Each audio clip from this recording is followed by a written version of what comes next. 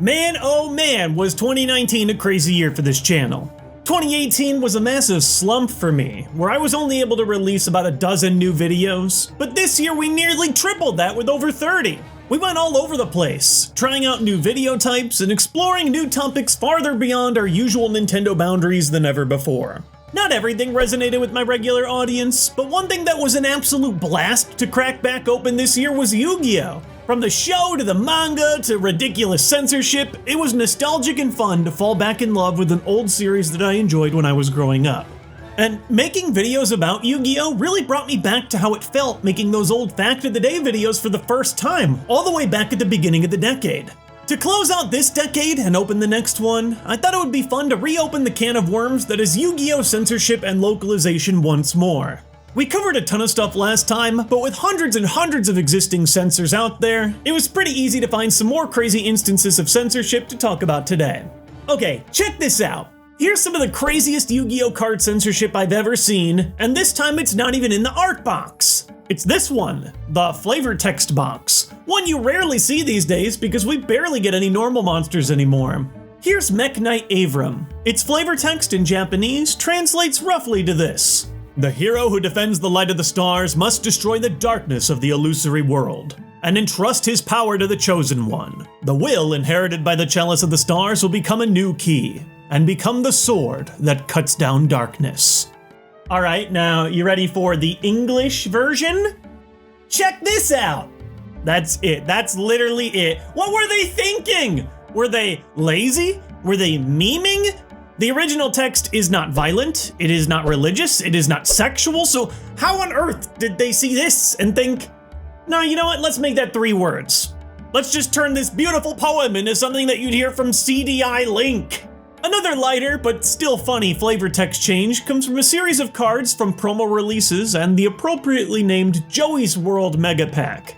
These normal monsters have flavor text written in a Joey-style Brooklyn accent, as if he was the one narrating the card. Joey's accent itself is a localization choice. They decided to give him a stereotypical tough guy Brooklyn accent to line up with his Japanese counterpart, who speaks rudely without honorifics. With the context, these cards are pretty funny, but without it, these cards look straight up wild compared to your average TCG card. For example, here's Japan's alligator sword description. A lizard man that is highly skilled in the handling of swords. It swings its sword at the speed of sound. And then here's ours.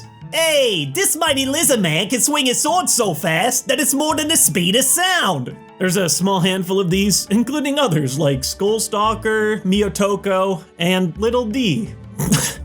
Yeah, Joey's Little D. Nothing I can add to that. Just writes itself. Alright, let's get to what you guys really came for and talk about some altered art. It's no secret.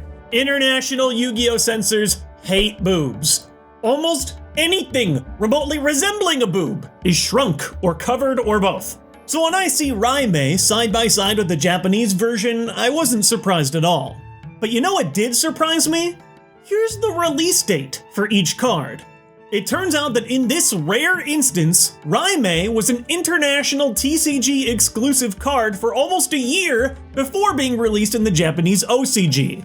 That means that this is not the censored version, it's the original. I have seen over 100 times where the English team saw boobs and they said no. But in this weird, wacky, opposite dimension, Japan saw a flat chest and they said no. It's not the first time they've done it, and it certainly won't be the last. But if you want a more classic instance of chest deflation, I think the best example belongs to everyone's favorite Yu-Gi-Oh! Babe, the Ian Kale, the Cure Master? Japan's original artwork reveals all. I mean, it truly reveals it all. She really looks like she knows how to heal 1,000 life points, if you know what I mean. I used to think that this image was a meme or a joke or crazy fan art, but no. It has been the original Japanese Diankido artwork since 1999. I know she doesn't have your typical anime proportions, but everybody's somebody's waifu.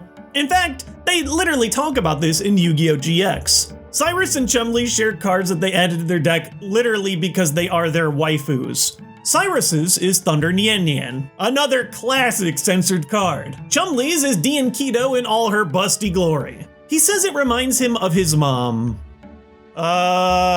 Bastion scolds the two for having something as immature as an idol card in your deck, before briefly pausing and thinking about what his card would be. While we're on the subject of people that need to go to jail, let's switch over to the anime for a second and talk about a change with Teia's blackmailer in episode 22 of the anime. The scene is played through a flashback, borrowing partially from a plotline early in the OG Yu-Gi-Oh manga. Teia's secretly working as a waitress to save money for dance school in America. In the English version, she's lying to say that she's 18 to work, and in the Japanese version, students typically aren't allowed to work part-time, which could distract from studies. Not a big difference. Either way, she's working, she's not supposed to be working, and someday she wants to be a dancer. In the English cut of the show, Teia gets a mysterious letter luring her to what she assumes is a dance studio. The back of the letter she gets shows a picture of dancing shoes. But when we get there, whoops, it's a mugger. Give me all your money. Teia is swiftly saved by Yami, who of course mind crushes the shit out of him. All is well. In the original Japanese version of the episode, she was not lured by no dance studio. Here, it's a blackmailer who knows that Teia is working when she shouldn't be, and the back of the note is a picture of her at the restaurant. Incriminating evidence. Except when our quote-unquote mugger arrives, he's armed with something that we did not see in the English cut. A massive camera. Ah, wonderful. He's not a mugger, he's a pervert. The show constantly gives us these shots through his camcorder lens, zooming in and out on her skirt and her chest, and he even continues to approach her after she's been knocked unconscious against the wall. It is very creepy, very gross. Thankfully, there's one thing that's still the same from the English version, and that is that Yugi still mind crushes the shit out of him. And while we're on the subject of the anime, I feel like it's almost impossible to talk about Yu-Gi-Oh! Censorship without eventually unearthing some hilarious 5Ds moment. 4Kids absolutely butchered this series, just like Roman Goodwin butchered his own arm. In 5Ds, a manic Roman cuts off his own arm containing the mark of the dragon in a flashback. He gives the arm in a jar to Rex, who later fuses the arm with himself at the end of season 2.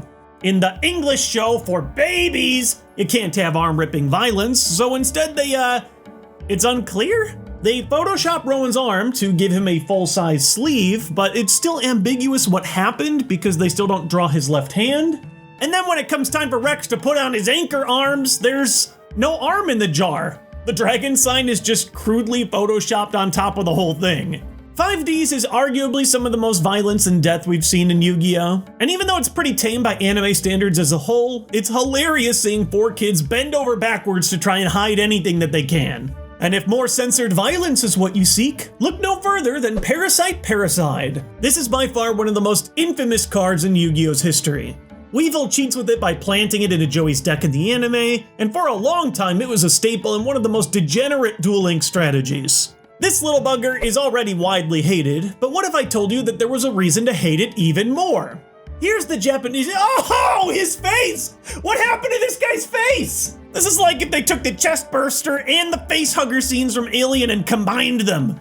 The longer I look at this card, the more uncomfortable I get. It's so metal, but it's also so disgusting. And speaking of bugs, here's another Yu-Gi-Oh! Moment that was altered over the course of history. This time it changed from the manga to the anime.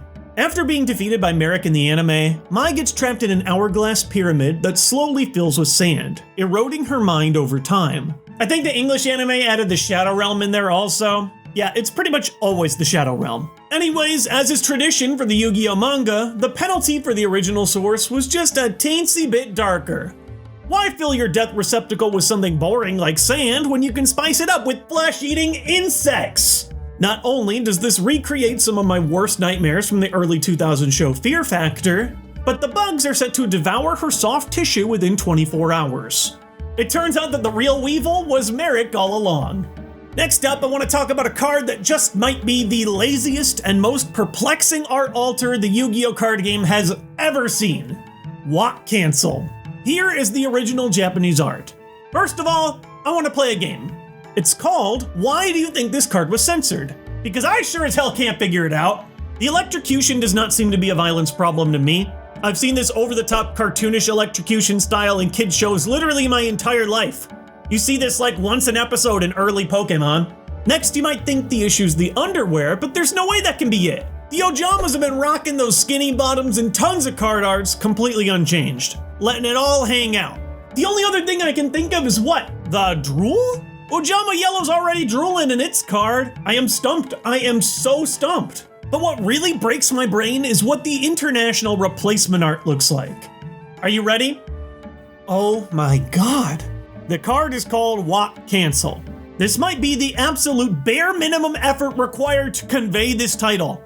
One what? One cancel.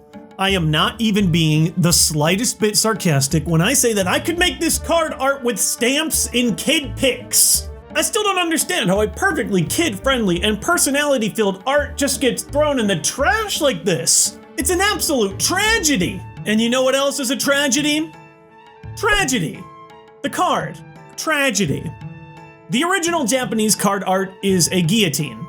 There isn't a person in it, there isn't any blood, it's just the device. So, of course, the international tragedy card removes that sharp-bladed instrument and replaces it with a much more wholesome, oh! Why? In what universe is this less problematic than this? Hey, that spotless guillotine's gonna scare the kids, so could we get a woman screaming for dear life while being cornered in a dark alley by Freddy Krueger instead? We're really thinking about the children for this one. The best part is that even the English anime uses this art. They use it in the wrong spot when Kaiba plays Card of Demise, but they still use it like it's no big deal. I feel like I'm being pranked by Yu-Gi-Oh! Localizers. There is no reason for this card art to exist, and yet it does. The irony is that if anything needs to be censored from my brain, it's this image. It's been an amazing year full of great games and great memories. We started this channel talking about just one trading card game, and it was a lot of fun adding another card game adjacent franchise into our content. Who knows? Maybe we'll have another card game to add in 2020. Oh no. Digimon, digital monsters, Digimon are the champions.